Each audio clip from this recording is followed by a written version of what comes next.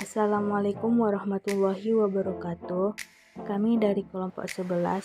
Perkenalkan, nama saya Anissa Arildayani Nasution sebagai pemateri pertama dan akan menjelaskan sedikit tentang materi kami yang berjudul Inflasi dan Pengangguran dalam Perspektif Islam. A. Konsep dan definisi inflasi. Beberapa kelompok besar dari inflasi adalah: yang pertama, policy induced, yang kedua, cost push inflation, dan yang ketiga, demand pull inflation, dan yang keempat, inertial inflation. B. Sejarah inflasi. Yang pertama, emas memberikan nilai pada suatu mata uang dan juga akseptabilitas di tempat lain. Dalam hal ini, sejarah perekonomian kerajaan Bizantium menarik untuk dipelajari. Yang kedua, pada saat tingkat harga secara umum naik, pembeli harus mengeluarkan lebih banyak uang untuk jumlah barang dan jasa yang sama. Dan yang ketiga, dengan kata lain, inflasi tidak akan berlanjut jika tidak dibiayai dengan berbagai cara. C. Penyebab inflasi dan indikator inflasi. Yang pertama, natural inflation dan human error inflation. Natural inflation adalah inflasi yang terjadi karena sebab-sebab alamiah yang manusia tidak mempunyai kekuasaan dalam mencegahnya. Yang kedua, actual anticipated expected inflation dan anticipated unexpected inflation. Pada saat expected inflation, tingkat suku bunga pinjaman real akan sama dengan tingkat suku bunga pinjaman nominal dikurangi inflasi atau secara notasi. Yang ketiga, demand pull inflation dan cost push inflation. Demand pull inflation yaitu kenaikan harga-harga yang terjadi akibat kenaikan permintaan agregat atau AD yang lebih besar daripada penawaran agregat atau AS. Assalamualaikum teman-teman, perkenalkan nama saya Nur Ainun. Baiklah, di sini saya akan melanjutkan materi selanjutnya. Kebijakan ekonomi konvensional dalam mengatasi inflasi. 1. Kebijakan moneter. Kebijakan moneter ini merupakan kebijakan yang dikeluarkan oleh bank sentral, di mana yang mengatur jumlah uang yang beredar di masyarakat agar stabil. Kedua, kebijakan fiskal. Kebijakan fiskal adalah kebijakan yang dibuat oleh pemerintah yang berkaitan-kaitan dengan pengeluaran dan pendapatan yang berupa pajak pemerintah. Ketiga, kebijakan non-moneter dan non-fiskal.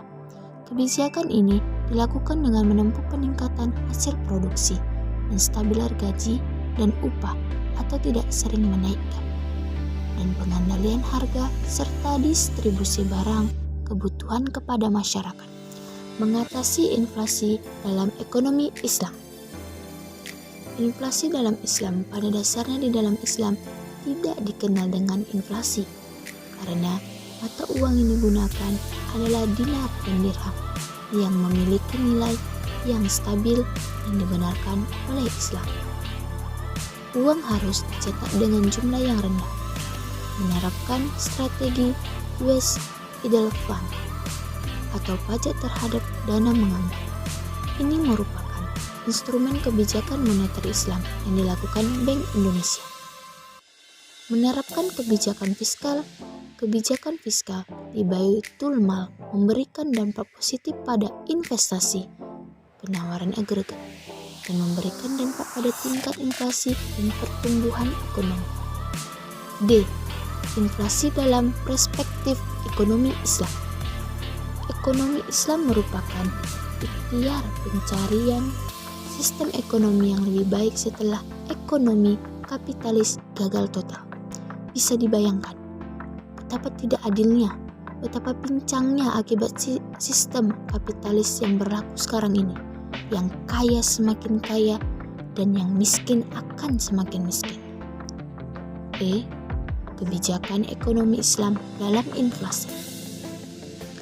Ekonomi Islam menawarkan solusi untuk mengatasi inflasi, di antaranya reformasi terhadap sistem moneter, menghubungkan antara kuantitas peredaran uang dengan kuantitas produksi, mengarahkan belanja dan melarang sikap berlebihan, menjaga penimbunan barang, komoditas, dan meningkatkan produksi.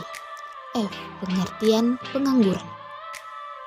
Pengangguran merupakan istilah untuk orang yang tidak bekerja, sedang mencari kerja, atau seseorang berusaha mendapatkan pekerjaan yang layak. Adapun sebab-sebab pengangguran sebagai berikut. 1. Pengangguran friksional. Frictional unemployment. Kedua, pengangguran struktural. Structural unemployment. Ketiga, pengangguran cyclical atau cyclical unemployment. G. Pengangguran menurut pandangan agama Islam. Islam telah memperingatkan agar umat jangan sampai ada yang menganggur dan terpeleset ke jurang kemiskinan. Karena ditakutkan dengan kemiskinan tersebut, seseorang akan berbuat apa saja, termasuk yang merugikan orang lain demi terpenuhi kebutuhan pribadinya. H. Dampak-dampak pengangguran. Salah satu dampak buruk dari pengangguran terhadap perekonomian antara lain: tingkat kesejahteraan masyarakat menurun karena mereka kehilangan mata pencaharian. Laju tingkat pertumbuhan ekonomi menurun karena daya beli masyarakat ikut menurun dan akan menimbulkan kelesuan pengusaha untuk berinvestasi. Penerimaan dalam bentuk pajak akan berkurang karena tingkat kegiatan ekonomi rendah, objek pajak yang sempit, dan sumber penerimaan negara akan berkurang. Baiklah, terima kasih.